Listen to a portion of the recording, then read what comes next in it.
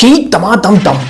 कैसे हो मेरे प्यारे दोस्तों, मैं आ गया हूं फिर से ऐश मूवी टॉकीज का ये सेकंड एपिसोड आपके लिए लेके, the week with Ash movie talkies. और आज हम बात करेंगे ओलंपिक्स के बारे में, बांग्लादेश में जो चल रहा है उसके बारे में, इंडिया वर्सेस श्रीलंका की सीरीज के बारे में और भी बहुत कुछ। पर पहले देखेंगे चैनल का इंट्रो।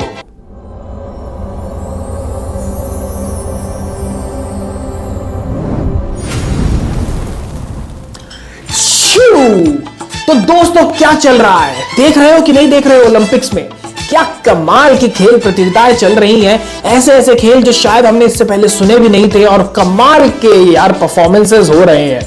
बात करते हैं अपने इंडियन कंटिंजेंट की जो वहां पर हमारे देश का झंडा गाड़ रहा है। हाँ पता है यार, पता है हमें अभी तक कोई स्वर्ण पदक यानी कि गोल्ड मेडल नहीं मिला, लेकिन हमारा हीरे जैसा लड़का नीरज चोपड़ा लेके आ गया है सिल्वर। और दोस्तों एक बात तो आप सबको माननी पड़ेगी, इस देश का कोई सबसे सुप्रीम एथलीट अगर आज तक हुआ है जो इंटरनेशनल लेवल स्टैंडर्ड का है तो वो है नीरज चोपड़ा। भाई का जैवलिन थ्रो होने वाला था रात में कुछ 11:30 बजे इंडिया के टाइम पे। जनरली लोग सब सो जाते हैं, लेकिन सबको पता था ये एक लौता ऐसा इवेंट है जहां पे हमारा गोल्ड बनता है ओलंपिक्स में। और आपको याद दिला दूं कि जो नीरज चोपड़ा है वो रेनिंग ओलंपिक चैंपियन है। वैसे भी हमारे बड़े नसीब हुए हैं ऐसा कि हम किसी प्रतियोगिता में रेनिंग ओलंपिक चैंपियन बन पाए, पर नीरज चोपड़ा ने अपनी धाक जमाई और कमाल का थ्रो फेंका। हालांकि everyone who knows, who follows the sport, उनको सबको ये पता है कि हर दिन हर खिलाड़ी का नहीं होता, और ये जो दिन था ये नीरज चोपड़ा का नहीं था, क्योंकि जितने अटेम्प्ट थे उसमें से 5 अटेम्प्ट उनके वेस्ट हुए। सिर्फ एक अटेम्प्ट वो सही कर पाया और उसमें भी कमाल का 89 मीटर्स का कुछ थ्रो फेंक गए और सिल्वर मेडल जीत गए। वहीं पे दूसरी ओर पाकिस्तान के अरशद नदीम ने ओलंपिक रिकॉर्ड ध्वस्त कर दिया, चकनाचूर कर दिया, कमाल कर दिया। भाई बंदा ऐसे आराम आराम से आया और सीधे ऐसे उठा के फेंक दिया। वैसे काफी लोग कह रहे हैं कि कुछ और भी ट्रेनिंग लेके आया है ये फेंकने की, लेकिन कमाल का फेंका है। क्या जैवलिन फेंका है भाई ने, और कुछ 93 मीटर समथिंग का फेंक दिया। उसे खुद भी विश्वास नहीं हो रहा था कि यार ये क्या हो गया, ये इतना लंबा कैसे चला गया, लेकिन कमाल, बहुत ही शानदार प्रदर्शन। और काफी लोग इसे इंडिया बनाम पाकिस्तान करके एक राइवलरी देने की कोशिश कर रहे हैं, but let me be very honest, दिल सबसे ज्यादा इस बात पे खुश था कि यार साउथ ईस्ट एशिया का नाम हुआ, एक डोमिनेंस क्रिएट हुई है कि यार 2 एशियन कंट्रीज के 2 कमाल के एथलीट्स वर्ल्ड स्टेज पे अपनी धाक जमा रहे हैं, अपने देश का नाम रोशन कर रहे हैं। और वही कुछ मिसाल कायम की इन दोनों ही एथलीट्स की माओ ने, जिन्होंने कहा कि वो जो दूसरा बेटा है वो भी हमारा ही है। और वैसे बहुत ही कमाल की बात की है, ऐसी ही चीजें इन दोनों देशों को और पास ला सकती हैं, जोड़ सकती हैं। बहुत बढ़िया।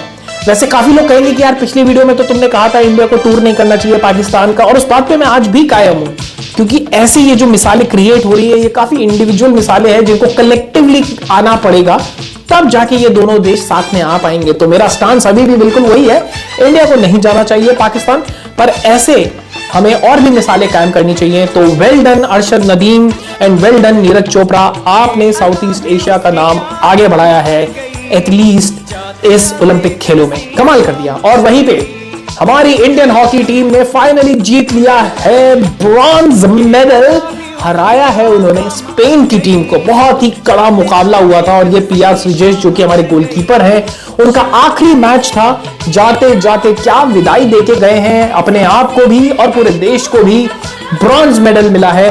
और बता दूं आपको कि स्पेन को हल्के में मत समझिएगा, स्पेन ये वो टीम है जिसने बेल्जियम को हराकर बाहर किया है इस टूर्नामेंट से। बेल्जियम जो कि रेनिंग ओलंपिक चैंपियंस थे, उनको बाहर किया था स्पेन ने। तो कमाल का प्रदर्शन किया भारतीय हॉकी टीम ने और कांस्य पदक हमको दिलाया, कमाल कर दिया। वैसे भी मैंने आपको पिछली बार वीडियो में भी बताया था कि ओलंपिक के इतिहास की सबसे सक्सेसफुल कोई हॉकी टीम है तो वो है भारत, भारत, भारत। वहीं पे एक और बहुत बड़ा झटका हमको लगा विनेश फोगाट के रूप में, जहां पर उन्होंने जापान की ऐसी एथलीट को हराया था जो आज तक कभी हारी नहीं थी। वो कुछ गावा पहलवान की तरह थी कि जिस भी प्रतियोगिता में जाती थी, जिससे भी मिलती थी उसे उठा के पटक के चित कर देती थी।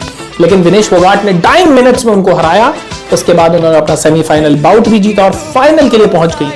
पर 100 ग्राम या 50 ग्राम कुछ बता रहे हैं, उससे उनको डिस्क्वालीफाई कर दिया गया क्योंकि वो ओवरवेट हो गई 50 केजी वेट कैटेगरी में। और वैसे आपको बता दूं कि उनकी जो ओरिजिनल वेट कैटेगरी है वो 54 केजी वाली थी, बट उन्होंने एक अच्छे कंपटीशन को जीतने के लिए थोड़ा सा अपना वेट कट डाउन किया, 50 केजी कैटेगरी में वो गई, लेकिन अनफॉर्चुनेटली वो अपना वेट वहां पे मेंटेन नहीं कर पाई और डिस्क्वालीफाई हो गई। उन्होंने सब कुछ किया, बाल कटवाए, पूरी अपनी बॉडी को डिहाइड्रेट किया, यहां तक कि सुना जा रहा है कि खून भी अपनी बॉडी से निकाला, लेकिन फिर भी नहीं हो पाया। लेकिन शेरनी तुझे सलाम, ये देश याद रखेगा आपके इस कमाल के ओलंपिक के सफर को। और वैसे तो उन्होंने कहा है कि वो शायद अब कुश्ती नहीं करेंगी, पर हम सब लोग यही चाहेंगे कि जीते या हारें आप कुश्ती जारी रखें, क्योंकि आप जो है वो भारत की बेटी हैं, आप भारत की शेरनी हैं। कमाल आपने किया है, बहुत ही बढ़िया यार। अब इसी बात पे मेरे को याद आ गया है कि इंडिया वर्सेस श्रीलंका की जो ओडीआई सीरीज चल रही थी उसमें श्रीलंका ने हमें हरा दिया है यार। गौतम गंभीर के होते हुए श्रीलंका ने हमें हरा दिया है। कुछ बात समझ में नहीं आ रही है कि गौतम गंभीर का जो ये एरा है ये कुछ ऐसे शुरू हुआ है कि कुछ 25 से 28 सालों से आज तक हम कभी श्रीलंका से कोई ओडीआई सीरीज नहीं हारे थे, पर गौतम गंभीर एरा में हम पहली सीरीज हार गए हैं। लोग काफी इसे ब्रश ऑफ करने की कोशिश कर रहे हैं, पर यार मुझे एक बात समझ में नहीं आती, जब भी इंडिया श्रीलंका जाती है ये लोग ये मिस्ट्री स्पिनर कहां से ले आते हैं। मतलब एक टाइम था जब अजंता मेंडिस आए थे और उन्होंने एकदम सबको बैम्बूजल कर रखा था, टखनों के नीचे से बॉल निकल के जा रही थी और डंडे उड़ रहे थे। कुछ ऐसा ही इस बार हुआ, मतलब विराट कोहली क्या सारे प्लेयर्स एकदम हैरान परेशान कि यार ये बॉल इतना कैसे टर्न हो रहा है। पर मैं जो नई बात समझ पाता वो ये है कि भारत में भी तो टर्निंग पिचेस ही बनती हैं, तो ये हमारे बैट्समैन ऐसे एक्सपोज कैसे हो गए। ये कोई इंग्लैंड तो था नहीं कि बॉल इतनी इतनी स्विंग हो रही हो, ये तो श्रीलंका है कि इतनी इतनी स्विंग हो रही है, मतलब स्पिन हो रही है, और स्पिन तो आपको खेलनी आती है, तो फिर इतना ज्यादा दिक्कत हुई कैसे। अब हुई तो हुई, सीरीज भी हार गए। और उसके बाद श्रीलंका के कप्तान कहते हैं कि हमें तो पता है ये लोग वहां छोटे छोटे ग्राउंड पे खेलते हैं, ज्यादा टर्न होती नहीं है, मारते फिरते रहते हैं, यहां आके इनके सबके धागे खुल गए तो हार गए सीरीज। कोई बात नहीं, T20 सीरीज हम जीते, वनडे सीरीज वो लोग जीते, चलो बराबरी सी हो गई, कोई बात नहीं। अब बात करते हैं असली मुद्दे की, बात करते हैं जो बर्निंग इशू है इस समय वर्ल्ड में, वो है बांग्लादेश की करंट सिचुएशन। तो इसको मैं कुछ आपको टुकड़ों में समझाने की कोशिश करता हूं। सबसे पहले जो बांग्लादेश में ये जो सीन क्रिएट अभी हुआ है, ये एक्चुअली इसलिए हुआ कि कहा जाता है कि जो वहां के जनरल इलेक्शंस हुए उसको वहां की करंट पीएम शेख हसीना ने रिग करा दिया, और उसमें जो ऑपोजिशन पार्टी है उसने बॉयकॉट किया और वो लोग जीत गए। तो उसके बाद सब जगह पे ये फैलाया गया कि यार ये रिग्ड इलेक्शन थे, बाहर से इंटरनेशनल भी बहुत ज्यादा बैकलैश आया। और उसके बाद फिर पता चला कि एक नया कोटा लाना चाहते थे, जो करंट गवर्नमेंट है वहां की, वो ये लाना चाहते थे कि फ्रीडम फाइटर कोटा लाना चाहते थे, और वो वहां पे एक फ्रीडम फाइटर कोटा लाना चाहते थे, जिससे जो वहां के स्टूडेंट्स हैं वो बहुत ज्यादा गुस्सा हो गए और वो सड़कों पे उतर आए और तोड़ फोड़ मचानी शुरू कर दी। अब कहने वाले तो ये भी कहते हैं कि ये जो स्टूडेंट प्रोटेस्ट हुआ ये सिर्फ नाम का स्टूडेंट प्रोटेस्ट था, जबकि इसमें इंटरनेशनल हैंड और वहां की जो ऑपोजिशन पार्टी है उनका पूरा बिल्कुल हाथ धोकर हाथ था, क्योंकि स्टूडेंट का जो प्रोटेस्ट है वो बहुत जल्दी वायलेंट हुआ और धीरे धीरे उसने एक अलग सा ही रूप ले लिया, जहां पे शेख हसीना को मतलब अपनी देश छोड़ के भागना पड़ा। और आपको पता तो होना चाहिए कि हिंदू मुस्लिम सिख ईसाई जब भी उस पर कोई बला आई तो वो भारत की ही ओर भागा है, क्योंकि सबको पता है कि भारत एक लौता ऐसा देश है जो सबका सम्मान करना जानता है, सबको अपने गले लगाना जानता है। एनीवेज, तो वो वहां से निकल आई और उसके बाद जो हमने वहां के दृश्य देखे वो तो कुछ कमाल के थे। लोग शेख हसीना वहां के घर में घुस गए, किसी ने उनके कपड़े उठा लिए, किसी ने खाने का सामान, किसी ने टीवी, किसी ने फ्रिज। मतलब ये कुछ ऐसा हो गया कि एक दिन की आपको छूट मिल गई है कि अपने घर ले जाइए जो ले जाना चाहते हैं। पर ये बात इतनी सीधी सीधी सी है नहीं कि स्टूडेंट प्रोटेस्ट हुआ और जो है वहां पे तख्ता पलट हो गया। मैं आपको आज बता रहा हूं और मेरी बात को लिख लेना दोस्तों, ये सब कुछ जो हो रहा है ये पूरे साउथ ईस्ट एशिया को डिस्टेबलाइज करने की कोशिश हो रही है। आप इसमें एक पैटर्न देखिए कि पहले श्रीलंका, जहां पे इकोनॉमिक क्राइसिस आई, फिर पाकिस्तान जहां पे इकोनॉमिक क्राइसिस आई, और अब बांग्लादेश जहां पे ये पॉलिटिकल क्राइसिस है जो सून एक इकोनॉमिक क्राइसिस में बदल जाएगा। तो ये 3 बहुत इंपॉर्टेंट स्टेट्स के अंदर ये जो क्राइसिस आई है इसका सीधा सीधा असर पड़ेगा भारत पे, और भारत को बहुत जल्दी कड़े निर्णय लेने की जरूरत पड़ेगी। उन्हें सोचना पड़ेगा कि ये जो रेफ्यूजी का प्रॉब्लम आएगा, ये जो एक मैडनेस जो क्रिएट हो रही है, और ये जो पॉलिटिकल प्रेशर जो क्रिएट होगा आसपास से, और जो डोमिनेंस चाइना प्ले करना चाहता है, जो यूएस प्ले करना चाहता है, उसको कैसे इंडिया हैंडल करेगा, ये कुछ कड़े सवाल हैं जिनके जवाब ढूंढने पड़ेंगे। और हम सबको इस बात की खुशी होनी चाहिए कि भाई आधा घंटा या आधा इंच इधर उधर पैदा हो गए होते तो अपने लग गए होते।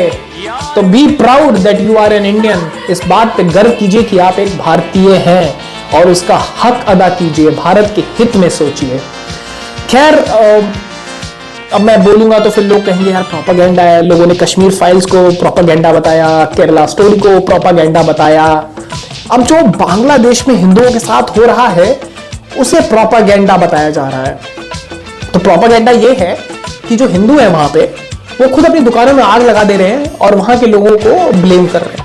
ओके, वो खुद अपने घर से बहू बेटियों को उठवा दे रहे हैं और फिर वहां के लोगों को ब्लेम कर रहे हैं।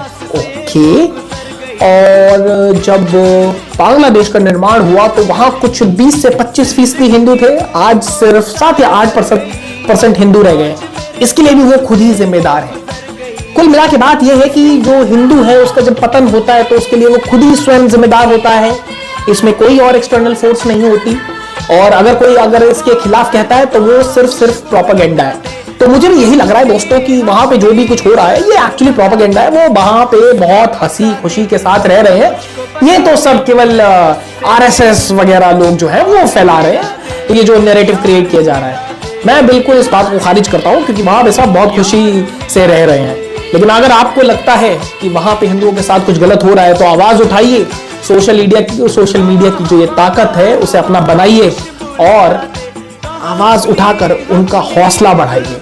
इसीलिए दोस्तों हमें जरूरत है जो पार्लियामेंट में पास किए गए थे बिल, सिटीजनशिप अमेंडमेंट एक्ट जैसे और एनआरसी जैसे, सीएए जैसे, कि जहां पर जो माइनॉरिटीज हैं, जो पीड़ित माइनॉरिटीज हैं आसपास, उन्हें हम भारत में ला सकें और उन्हें एक अच्छी लाइफ दे सकें। इसी के साथ दोस्तों ये episode 2 of the week with Ash movie talkies को मैं यहीं खत्म करता हूं। दोबारा आऊंगा एपिसोड 3 के साथ। आप प्लीज बताइएगा कि वो कौन सी न्यूज है जो आप चाहते हैं हम कवर करें। और दोस्तों please like share and subscribe the channel और अपने सारे दोस्तों को बताओ कि इंस्टाग्राम पे तो फैली हुई है अश्लीलता और न्यूज चैनल पे बनाया जा रहा है आपको खुफिया एक ही सोर्स है जहां पे कुछ तमीज की बातें हो रही हैं, तो वो है ऐश मूवी टॉकीज। तब तक के लिए चीन टपाक दम दम।